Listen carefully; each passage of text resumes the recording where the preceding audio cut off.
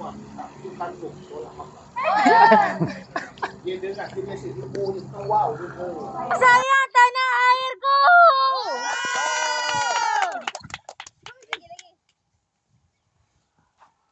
Saya Ibu Pertiwi.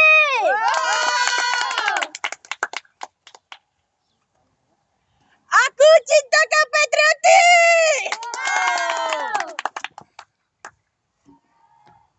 Aku cinta orang berjiwa politik.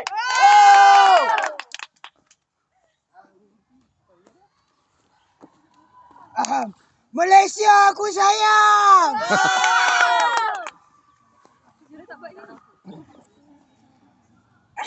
Saya cinta akan Malaysia.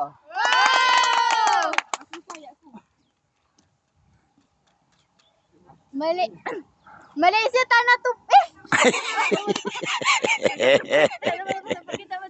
Ulang. Malaysia tanah tumpahnya airku.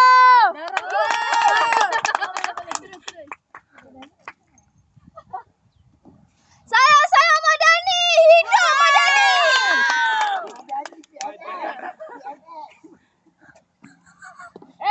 Bangkitlah anak Malaysia.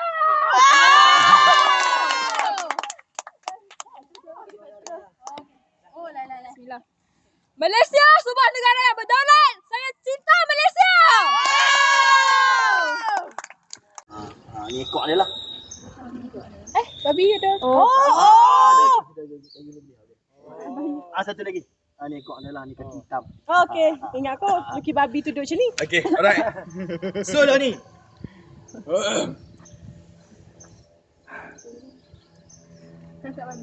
Okay.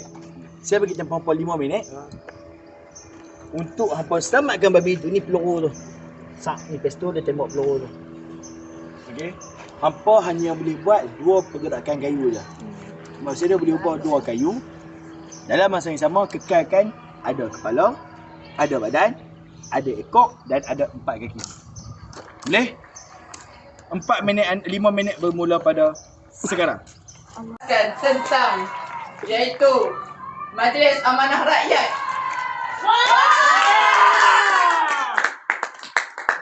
Jadi, apa yang Mara buat kepada pelajar-pelajar, tidak kira di sekolah menengah kebangsaan, bukan sekadar di sekolah menengah, malah di universiti pun masih ada Mara.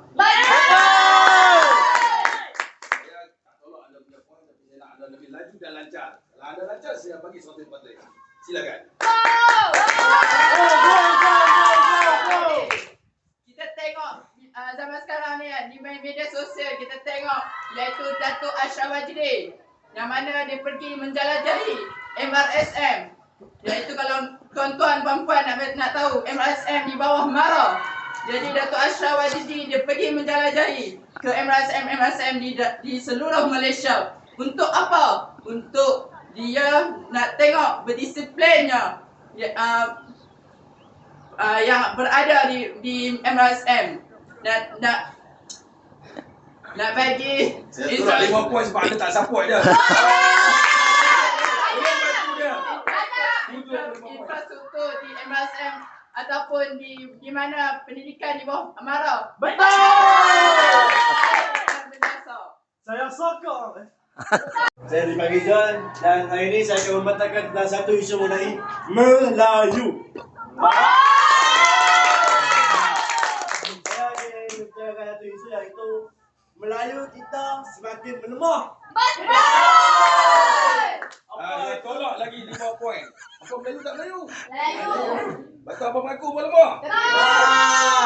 Kenapa saya cakap melemah? Kerana sekarang kuasa-kuasa Melayu kian menghilang, kian dipijak, hilang dari Malaysia tanah kita sendiri. Faham tak? Sebab anda faham, saya tambah balik 5 poin. Jadi saya ingin cakap, bangkitkanlah bangsa kita sendiri.